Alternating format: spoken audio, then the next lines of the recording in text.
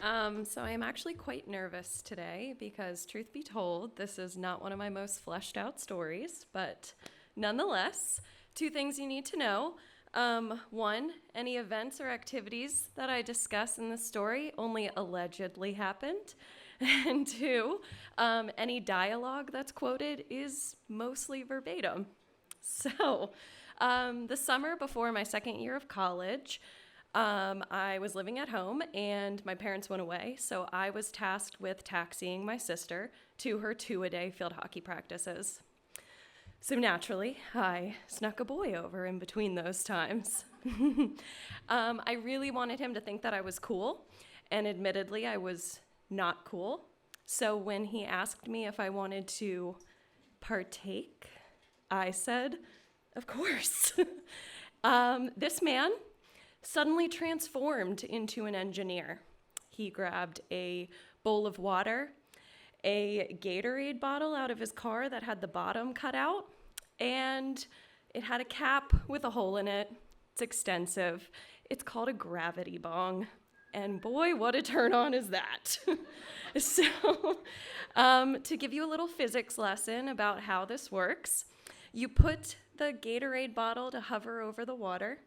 The cap to the Gatorade bottle has a hole burned into it. You put a wrench adapter. Actually, I should have made sure there weren't kids in here. Anyways, you put a wrench adapter into the middle. Some ground up plant fibers go into the wrench part. You light the flame on the plant fibers. You remove the cap, your mouth goes over the lip of the bottle. You push down, the water pushes the smoke up. So the water pushes the smoke up, allegedly, into my lungs. I go into a coughing fit and maybe pee my pants a little. I blast off into outer space. Great. And 10 minutes or maybe 1 million years later, my phone rings with a local phone number. And I answer very professionally. Hey. It's my sister's field hockey coach. She says, there's been an emergency. We need you to come over. I hang up the phone. I look at my gentleman suitor. I say, you need to leave.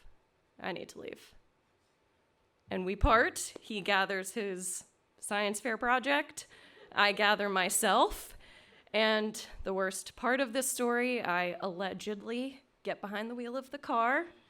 And as I make the 3-minute drive over at 5 miles per hour, so it takes me about 15 minutes to get there, driving like this, I call my friend and realize if there's really an emergency, what are we gonna do? I'm really proud of myself for having that wherewithal, to be honest. So I get to the field hockey practice. There's a group of girls out on the field, and I get out of the car, and either myself or the world is tipping.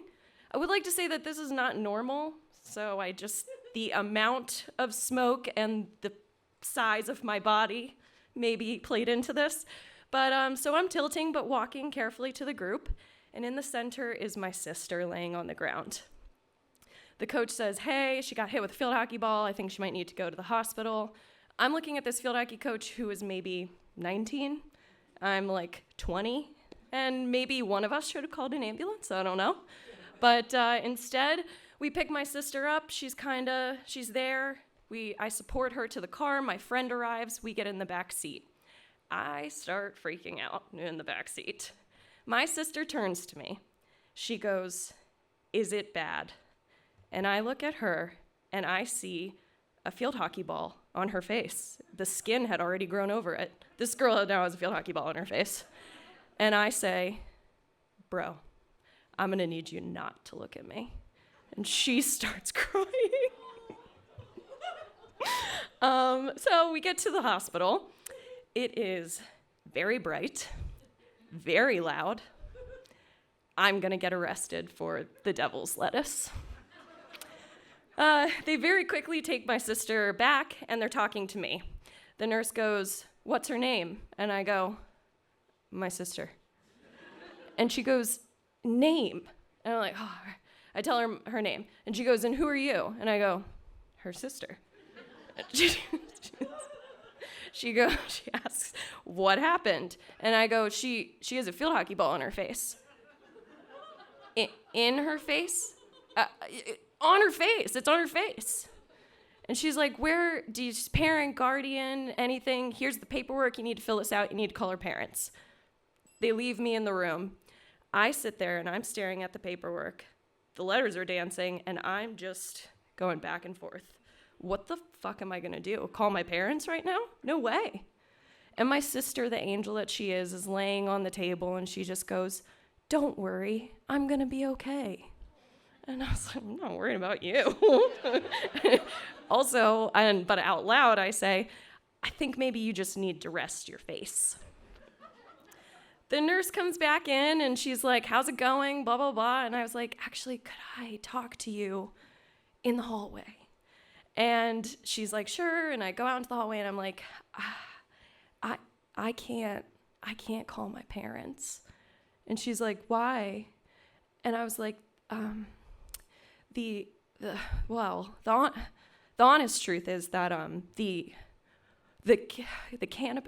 marijuana is inside me, and I can't be the one to make this phone call. And she just goes, okay, give me their phone number. She calls my parents. My parents show up. It does take them quite a while to get there. My sister does not have a field hockey ball in her face. She was just hit with it. I know you guys are all shocked, so was I. She did have to get a plate in her face, but her orbital bone seemed to be okay, unscathed. But the best news is that no one told my parents. However, I suspect that the nurse told everyone else in the hospital because people would just walk by, janitors, nurses, doctors, and they'd just stare at me. The next best news, the garage was aired out before my parents got home.